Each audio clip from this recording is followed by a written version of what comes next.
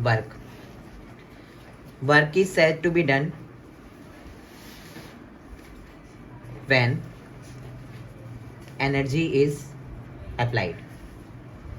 इसका मतलब ये कि जब भी हम किसी वर्क को परफॉर्म करते हैं तो वर्क को परफॉर्म करने के लिए हमें एनर्जी की ज़रूरत होती है, और वो एनर्जी हमें कहाँ से मिलती है? फूड से. किसी भी काम को करने के लिए हमें एनर्जी की ज़रूरत होगी, और वो एनर्जी हमें कहाँ से मिलेगी? फूड से. फूड हमारी बेसिक रिक्वायरमेंट है. फूड से एनर्जी बनेगी, और एनर्जी से क्या बनेगा? वर्क. अगर हम किसी भी काम को परफॉर्म कर रहे हैं तो वर्क को परफॉर्म करने के लिए हमें फोर्स इनटू डिस्प्लेसमेंट की ज़रूरत होती है.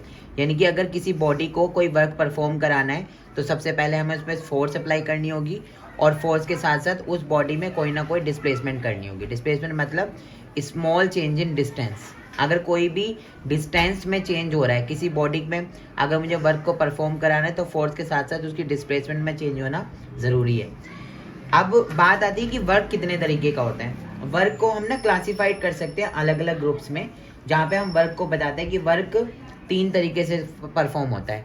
वर्क की कंडीशंस क्या होती है? जब भी कोई वर्क परफॉर्म होगा तो उसमें क्या क्या कंडीशंस की रिक्वायरमेंट होती है?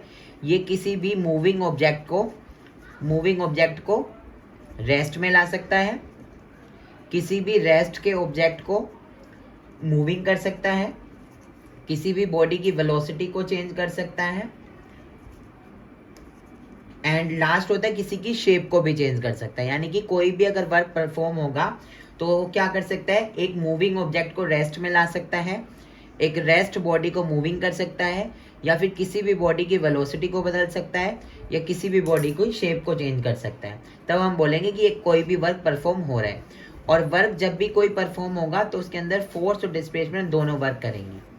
वर्क डन की जो यूनिट होती है वो जूल होती है, फोर्स की यूनिट क्या होती है? न्यूटन होती है, और जो आपके डिस्प्लेसमेंट की यूनिट रहेगी वो क्या रहेगी? मीटर.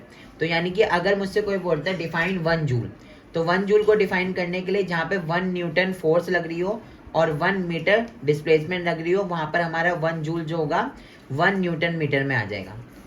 ये हमारा होता है 1 जूल, कि 1 जूल होता क्या है.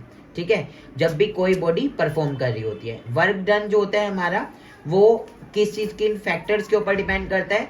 सबसे पहले वो डिपेंड करता है मैग्नीट्यूड ऑफ फोर्स के ऊपर.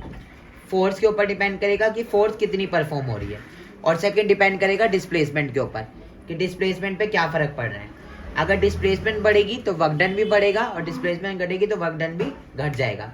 तो ये 2 फैक्टर्स होते हैं जिनके ऊपर हमारा वर्क डन डिपेंड करता है.